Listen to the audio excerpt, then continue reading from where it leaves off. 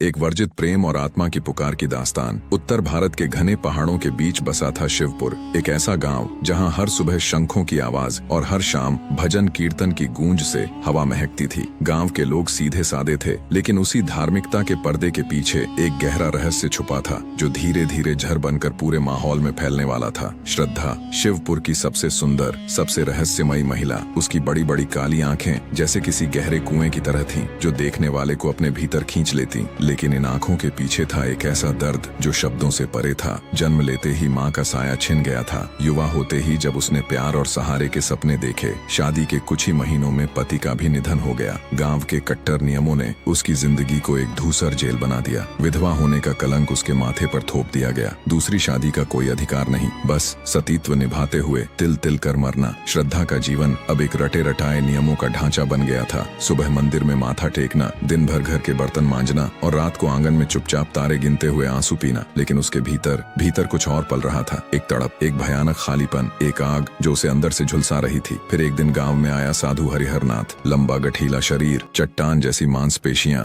माथे पर चंदन का मोटा टीका और घनी जटाओं से बहती एक रहस्यमयी शक्ति। उसकी आवाज गहरी थी, इतनी गहरी कि सुनने वाले का रोम रोम खड़ा हो जाए। कहते थे वह वर्षों हिमालय में तपस्या कर लौटा था, अब वह अपने ज्ञान से संसार का उद्धार करने आया था। गांव ने उसे सिर झुकाकर मंदिर में स्थान दिया। लोग झुंडों में आकर उसके प्रवचन सुनते, कोई बीमारी मिटने की दुआ मांगता तो कोई किस्मत बदलने की भीख। धीरे धीरे साधु गांव का भगवान बन गया। श्रद्धा भी उस भीड़ में एक चेहरा बन गई, पर उसकी आंखों में कुछ और था, खालीपन था, और उस खालीपन को भरने की एक अनकही आस थी। एक दिन मंदिर लगभग खाली था। श्रद्धा ने कांपती आवाज में साधु से पूछा, महाराज, क्या मेरी कोई पहचान नहीं? क्या मुझे बस एक विधवा बनकर मर जाना है? हरिहरनाथ ने उसकी आंखों में झांका, गहरी नजरों से, ऐसे जैसे उसकी आत्मा को छू रहा हो। हर आत्मा की अपनी यात्रा होती है। उसने गंभीरता से कहा, तुम्हें स्वयं को पहचानना होगा। तुम मात्र एक विधवा नहीं हो, तुम अग्नि हो। उस पल श्रद्धा की आंखों में जमी बर्फ पिघलने लगी। सालों से जमी विरक्ति के नीचे छुपी इच्छाएं फूट पड़ी। उस दिन के बाद श्रद्धा हर दिन मंदिर आने लगी। हर दिन साधु के शब्द उसकी आत्मा को गहरे तक भिगोते रहे। पर शिवपुर में कुछ अजीब होने लगा था। रात के अंधेरे में मंदिर से चीखों जैसी आवाजें आती। कभी कोई स्त्री की परछाई दिखती,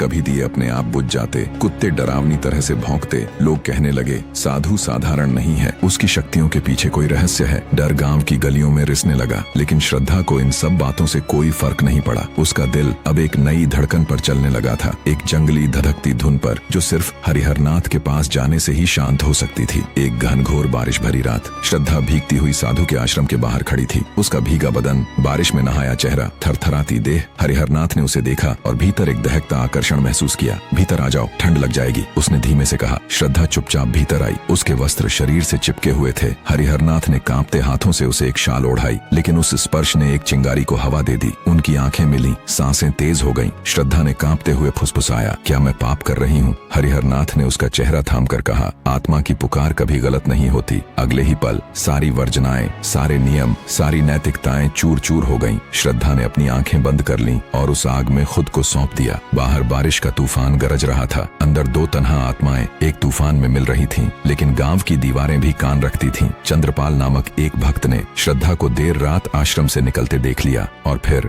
गांव में आग लग गई। पंचायत बुलाई गई। श्रद्धा को कटघरे में खड़ा किया गया। क्या यह सच है कि साधु हरिहरनाथ से तुम्हारा संबंध है? श्रद्धा ने सिर झुका लिया। आंसू आंखों से बह निकले। साधु ने आगे बढ़कर कहा, हाँ, यह सच है, लेकिन यह प्रेम है, पाप नहीं। गांव फट पड़ा। लोग चीखने लगे। कहीं साधु को दोषी ठहराया गया, कहीं श्रद्धा को कलंकिन कहा गया। पंचायत ने फैसला सुनाया, साधु को गांव से निकाल दिया जाए। श्रद्धा को सार्वजनिक प्रायश्चित करना होगा। साधु को जबरन गांव से बाहर कर दिया गया। श्रद्धा मंदिर के आंगन में बैठकर चुपचाप टूटती रही। उसकी चीखें, उसकी गिड़गिड़ाहट, सब व्यर्थ। अब वह अकेली रह गई थी, बस उस मंदिर के एक कोने में, जहां कभी उसकी आत्मा को पहली बार जीवन मिला था। हवा जब कभी तेज चलती तो उसे लगता कोई कानों में फुसफुसा रहा हो। आत्मा की पुकार कभी गलत नहीं होती, और श्रद्धा अपनी छलकती आंखों में मुस्कान लिए उस आवाज के साथ खुद को खो देती थी, हमेशा के लिए।